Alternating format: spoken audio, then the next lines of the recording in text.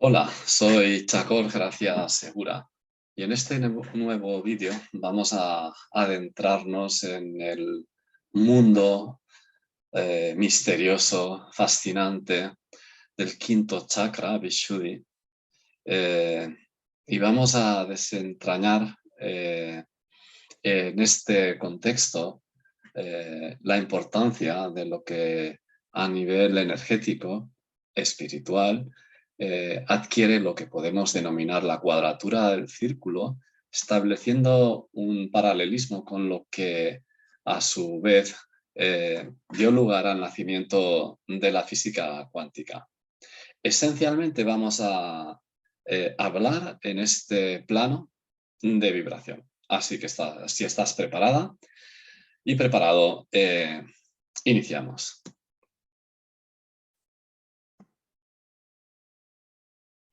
Vamos a recordar brevemente el marco en el que establecemos estas analogías, que es el de la correspondencia entre los chakras del yoga y las fuerzas de la naturaleza. Primer chakra, Muladhara, lo asociamos por analogía con la fuerza gravitatoria, quiere decir que en esencia entendemos que las leyes subyacentes de ambos se asemejan, se pueden comparar. El segundo chakra Svadhisthana lo hacemos corresponder con la fuerza eléctrica. Tercer chakra Manipura con los principios de la termodinámica, la ley de la conservación de la energía, la ley del aumento de la entropía del universo. Cuarto chakra Anahata con la fuerza magnética. Quinto chakra Vishuddha, con la fuerza nuclear débil. Este es el marco en el que nos vamos a centrar concretamente, es el ámbito en el que vamos a desarrollar esta charla. Sexto chakra Agnya con la fuerza nuclear fuerte. Séptimo chakra Sahasrara con las teorías de gran unificación. Recordamos lo que se ha expuesto en charlas anteriores, así también brevemente, la importancia desde el punto de vista del primer chakra de nivelar 4 aspectos dentro de nosotros que tienen que ver eh, con los 4 pétalos, con lo que está relacionado con cada uno de los 4 pétalos del primer chakra, así como los 4 planos de la cábala, los 4 sectores de la esfera cabalística de Malkuth, los 4 planos del tarot. Son 4 rasgos que deben de ser equilibrados para que nuestro edificio espiritual pueda crecer sobre una base sólida y equilibrada y no torcerse como la torre de Pisa o la torre de las cartas del tarot. Y así no sucumbir por ganar en altura, no volver a tropezar una y otra vez con la misma piedra en la medida en que ésta se ha corregido, se ha colocado en su lugar y tenemos esa base emocional, energética, pues estable. Cómo a partir de ahí, para el despliegue y elevación de la energía Kundalini, tenemos que velar por armonizar la energía eléctrica y la energía magnética, de suerte que se retroalimenten mutuamente para entrar en sintonía nuestro sistema nervioso simpático con nuestro sistema nervioso parasimpático y así elevar, desplegar el pico de resonancia.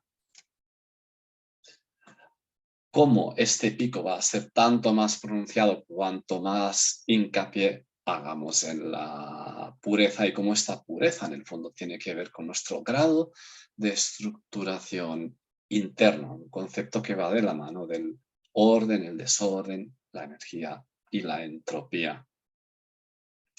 Veamos ahora que el rasgo principal del quinto chakra, ubicado en la garganta, Vishuddha, es el encaje. Pero, ¿qué es aquello que tenemos que encajar?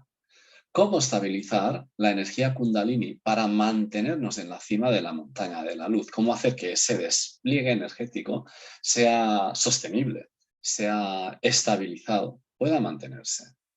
Pues básicamente, para entenderlo, tenemos que hablar de ondas. Aquí vemos una onda estacionaria en una sola dimensión. Apreciamos como en ella hay unos puntos fijos, nodos que están pintados de color rojo y otros puntos, vientres que alcanzan unos máximos y mínimos, pero siempre en las mismas posiciones.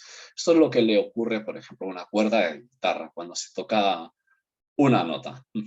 Hay una relación entre la cuerda y la frecuencia y la longitud de onda de la nota que permite que se produzca un patrón como el que estamos viendo en la imagen, muy simétrico. Siempre los puntos máximos y mínimos, así como los nodos, están en la misma posición.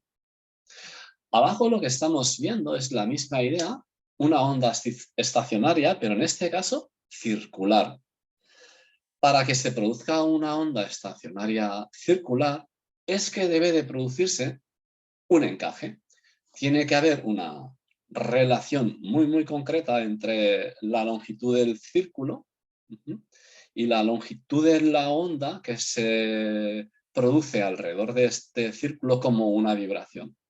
Este encaje solo se va a dar cuando el número de longitudes de onda, o si queréis el número de ondas que se producen a lo largo del círculo, pues sean exactamente un número entero. Pueden producirse, en este caso parece que 8 ondas, 8 longitudes de ondas repartidas a lo largo de este círculo.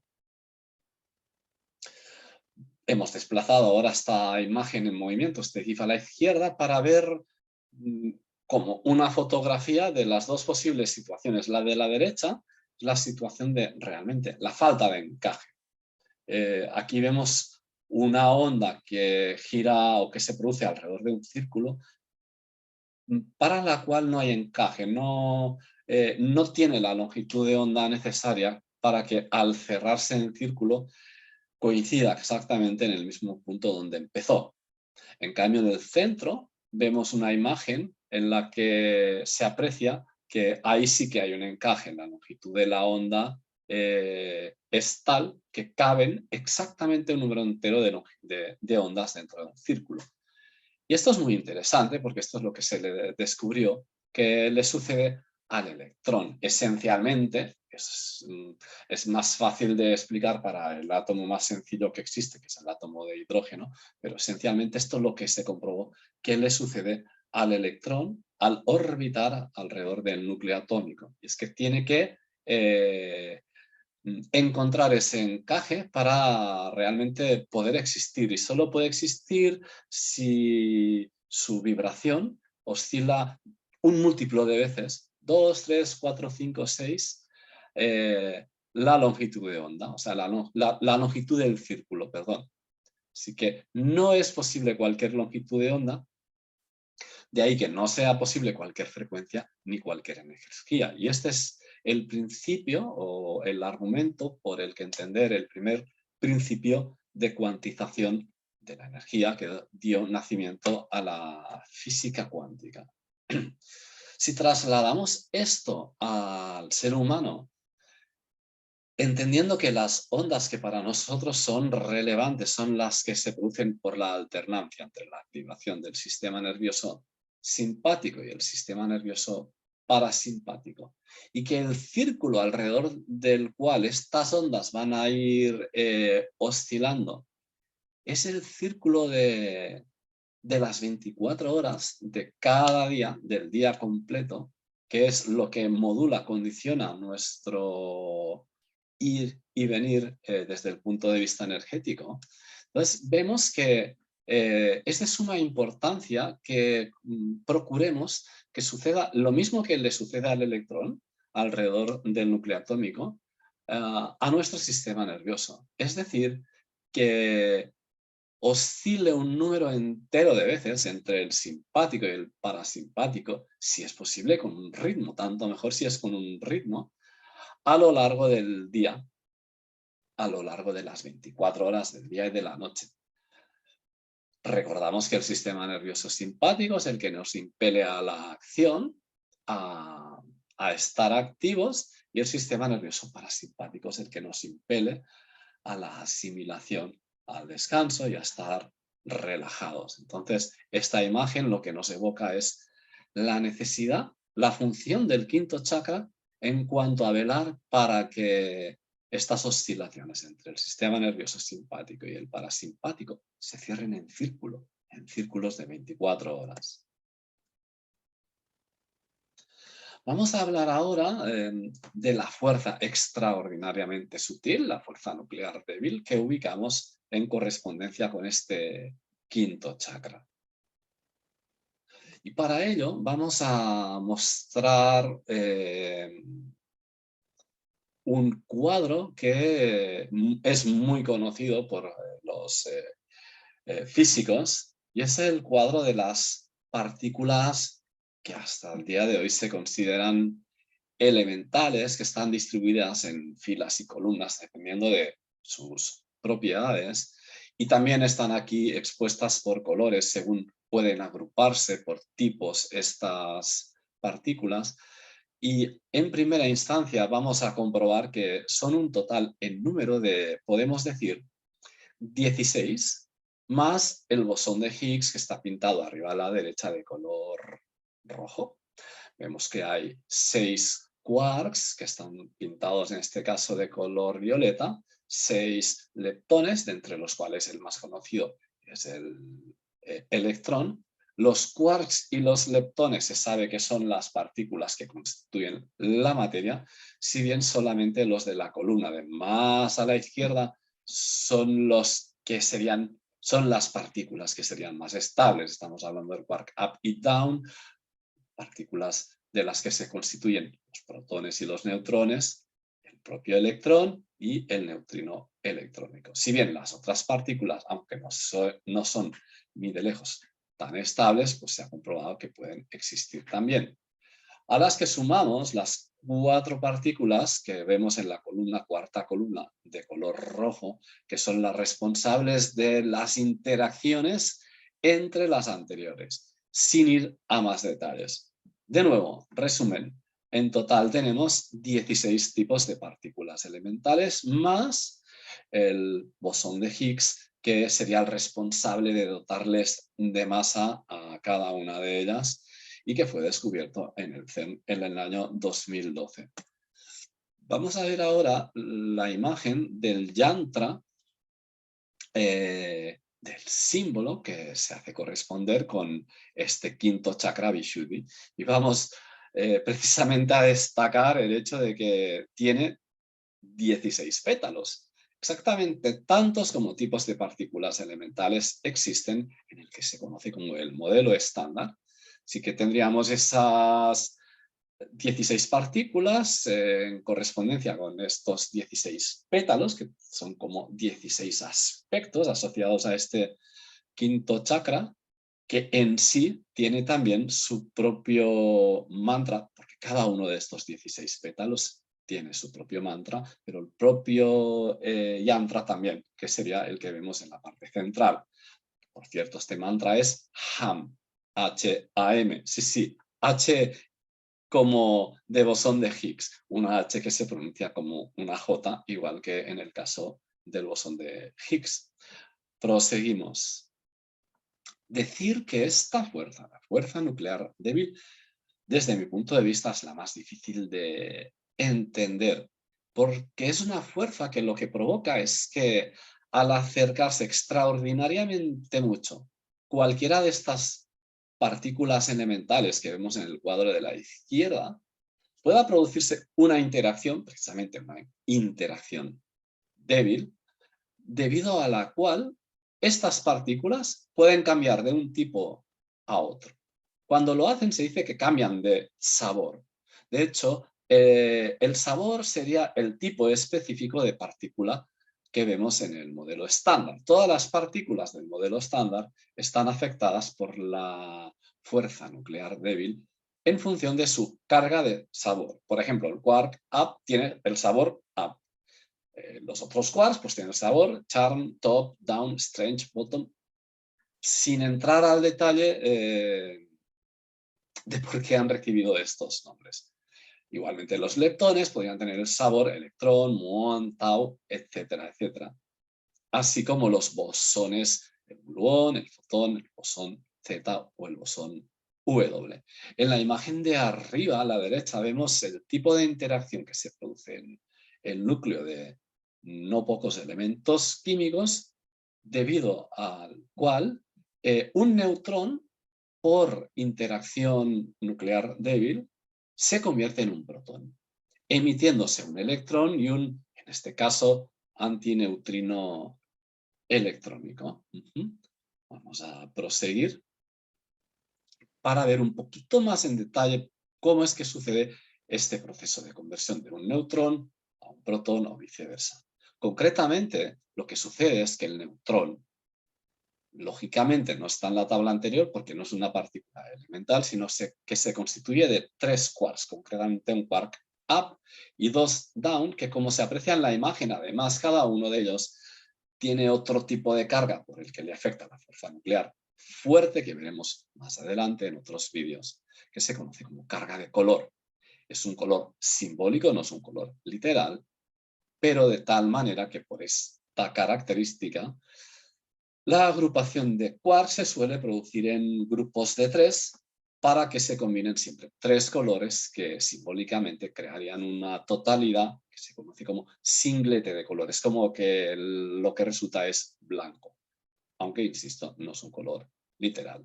Entonces lo que vemos es que cuando un neutrón se convierte en un protón es porque un quark down se ha convertido en un quark up, ha cambiado el sabor de esta partícula elemental, ha cambiado el sabor del quark down a up. ¿Por qué? Pues porque se han acercado mucho entre sí o con los quarks de otra partícula neutrón-protón que se encuentra en el núcleo atómico.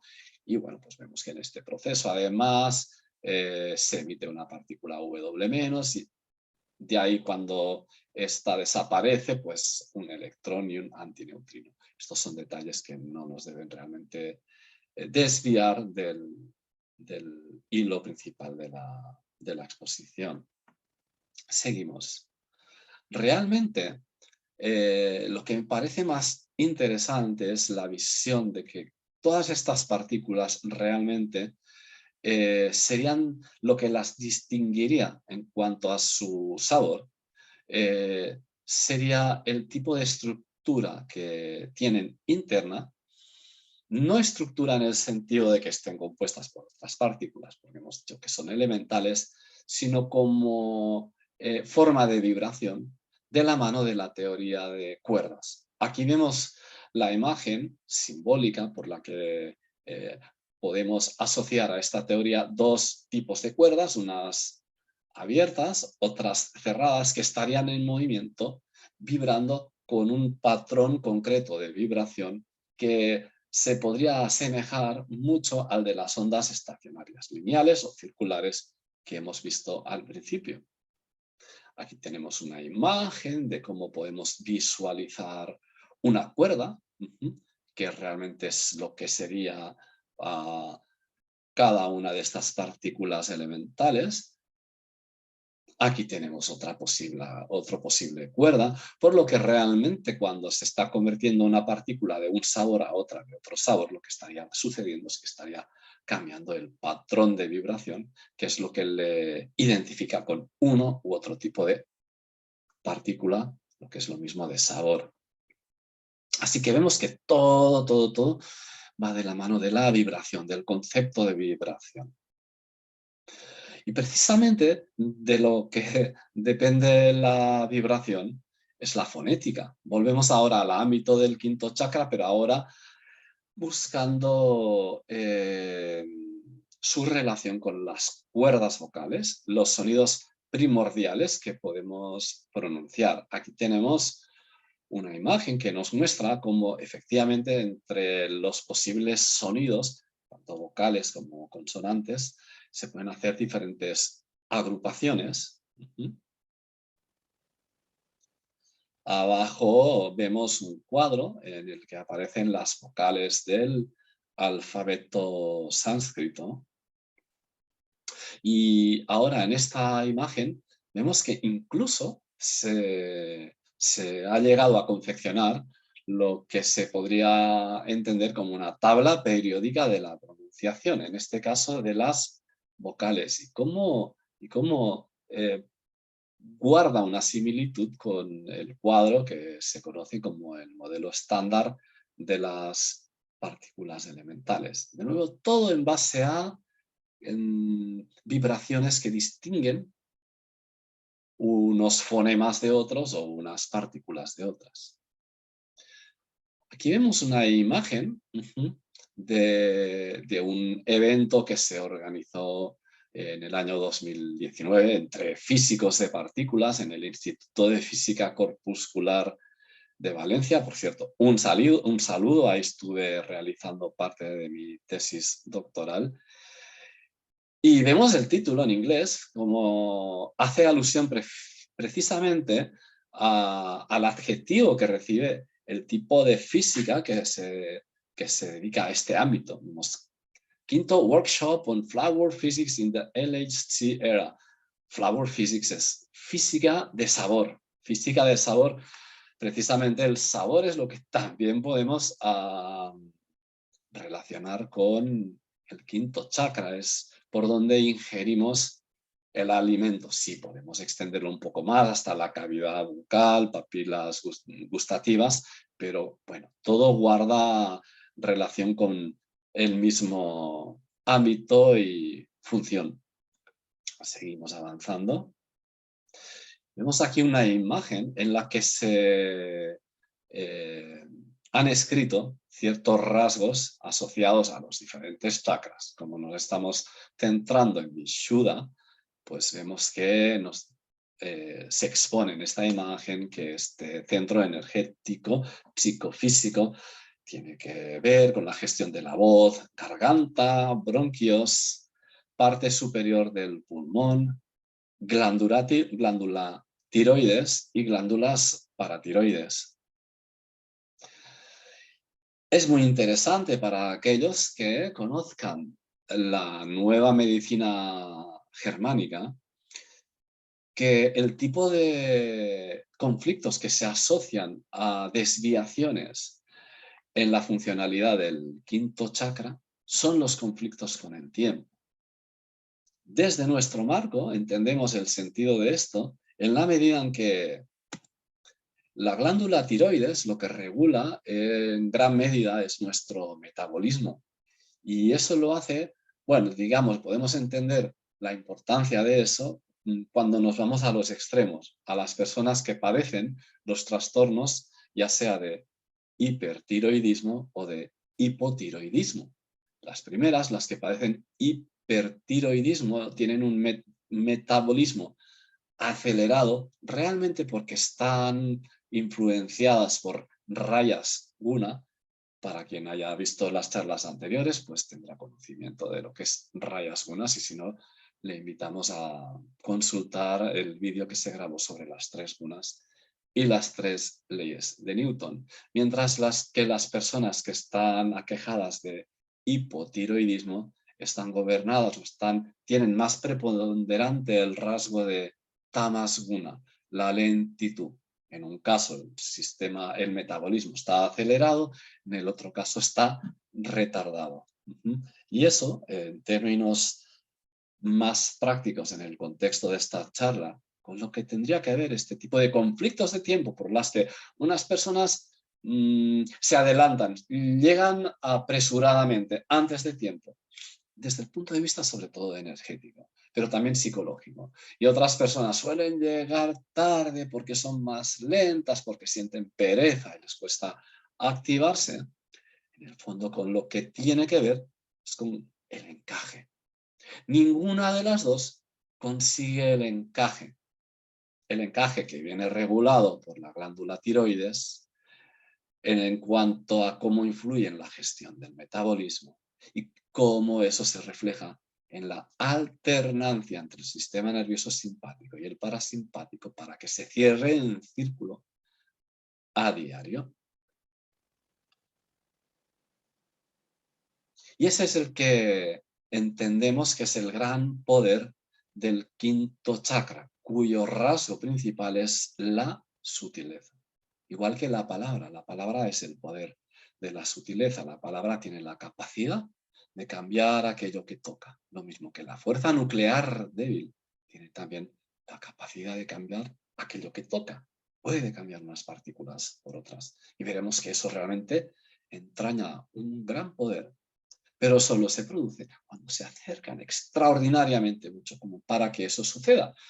Es por eso que la fuerza en realidad es débil, porque la mayoría de las veces la distancia a la que pasan las partículas entre sí no es lo suficientemente pequeña como para que se sienta esa interacción, sin entrar a los detalles que nos probablemente desviarían del hilo principal de la charla nuevamente. Así que, para despertar el poder de la sutileza, hay que encontrar el punto de encaje. Un concepto también acuñado por los chamanes del linaje de Don Juan Matus, la importancia de encontrar el punto de encaje. Por último, vamos a ver cómo esta fuerza, la fuerza nuclear débil, es la que está detrás de los procesos que hacen que nuestro astro rey, el Sol, irradie la energía tan poderosa que irradia, que sostiene todo el sistema solar y en particular la vida en la Tierra. Hemos visto anteriormente cómo debido a esta fuerza, por el cambio en un tipo de quark up, down o viceversa, los protones pueden convertirse en neutrones o los neutrones en protones. Pues bien, en el centro del Sol, a una temperatura aproximada de 1.000.000 de grados y una presión enorme, claro, la distancia entre los quarks se reduce a tal manera que la probabilidad de que ocurran procesos debidos a la fuerza, a la interacción nuclear débil, aumenta. Y eso es lo que provoca que el Sol, que inicialmente, como todas las estrellas, está constituido esencialmente por hidrógeno, simplemente hidrógeno, una cantidad ingente, eso sí, de hidrógeno, pues vaya produciendo que estos átomos de hidrógeno, en cuyo núcleo tienen básicamente un protón, pero este protón ya sabemos que está constituido por quarks, up y down, estos quarks puedan interaccionar entre sí, aquí vemos concretamente 4 átomos de hidrógeno, para que haya una transmutación por interacción nuclear débil de tal manera que uno de estos protones se convierta en un neutrón, lo vemos aquí de color negro, aquí sucede lo mismo de color negro. En este proceso lo que vemos que se emite en realidad es un positrón, la antipartícula del electrón y un neutrino electrónico, de tal manera que este proceso que vemos como en dos ramas, al final, produciendo aquí unos isótopos del hidrógeno y luego unos isótopos del helio, acaban conformando átomos de helio. Resumiendo, en el interior del Sol, procesos nucleares, como si fuera una central nuclear, procesos de fusión a extraordinariamente elevada temperatura, hacen que el Sol, que inicialmente es un almacén enorme de hidrógeno, se vaya convirtiendo en helio. Y en ese proceso de conversión de hidrógeno y helio es que se desprende, se emite toda la energía de forma directa e indirecta que es irradiada a todo el sistema solar. Arriba vemos ahora, acabamos de añadir un GIF sobre las diferentes posibles configuraciones electrónicas del único electrón que tiene el átomo de hidrógeno, que depende de unos ciertos valores o números cuánticos, para entender que este es como el origen realmente extraordinariamente bello y simétrico del proceso que al irse volviendo más y más complejo, pues va creando los diferentes elementos químicos y en sus primeros pasos emitiendo la energía por procesos nucleares que necesitamos para que la vida en nuestro planeta pues sea posible. Abajo vemos una imagen de un átomo de helio, que sería lo que resulta de este proceso de conversión con su núcleo, eh, mm, con 2 protones y 2 neutrones que aquí se han pintado de color azul y rojo. En resumidas cuentas, este es el motivo por el que, es decir, la fuerza nuclear débil, a pesar de ser débil, porque es muy poco probable que se dé, cuando se da es la responsable de la emisión de energía tan elevada que se produce por los procesos nucleares de forma semejante a los que se producen en las centrales nucleares. Digamos que nuestro astro rey actúa como millones de centrales nucleares que se activan debido a la enorme temperatura y presión que hay en su interior para que esta fuerza tan sutil opere, convirtiendo en una serie de procesos sucesivos los átomos de hidrógeno en átomos de helio y de ahí produciendo las emulsiones solares y toda la radiación solar, una parte de la cual es electromagnética, son fotones, otra parte de la cual son partículas cargadas eléctricamente. Y en esta imagen vemos la importancia de que nuestro planeta, el planeta Tierra, debido a su propio campo magnético, sea capaz de desviar la mayor parte de esta radiación que de lo contrario nos abrasaría, impidiendo la vida en la Tierra, pero permitiendo que por los polos, lo vemos aquí indicado tanto arriba como abajo, haya una pequeña parte de estas partículas cargadas que accedan a nuestra atmósfera, de hecho, contribuyendo a la ionización de esta atmósfera en la capa más alta, contribuyendo a la configuración eléctrica de la ionosfera, proceso del que parece ser dependen los flujos más sutiles eléctricos que en primera instancia moverían los fenómenos subyacentes de la meteorología a nivel global.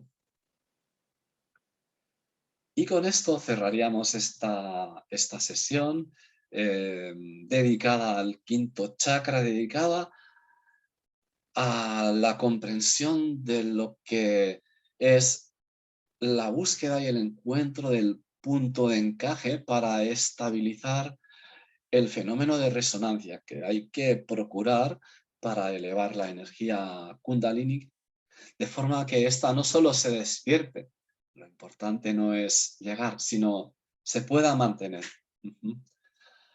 Si te ha interesado esta charla y quieres saber más, te invito a adquirir mi libro, La nueva ciencia de la analogía, el esperado puente entre la física y el yoga. Lo puedes encontrar en muchísimos portales, entre ellos Amazon, pero también otros simplemente buscando por Google, por el nombre del autor, Chacor Gracias Segura, o escribiendo título, subtítulo, pues puedes encontrar diferentes plataformas en las que adquirirlo.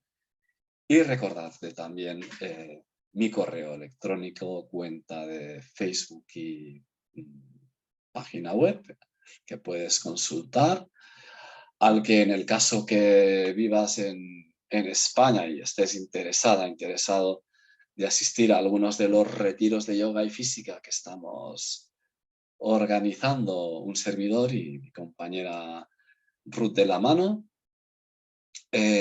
podrías escribirme para que te agreguemos a la lista de distribución mediante la cual pues damos a conocer estos eventos. Así que, sin más, me despido de vosotros, vosotras. Espero que haya sido de buen interés, de vuestro interés. Y pues tenéis estos medios para hacer llegar cualquier tipo de dudas, consultas, comentarios. Podéis usar los comentarios de YouTube también para cualquier consulta. Y si os ha gustado el vídeo, por supuesto, os invito a darle al like. Hasta la próxima. Saludos.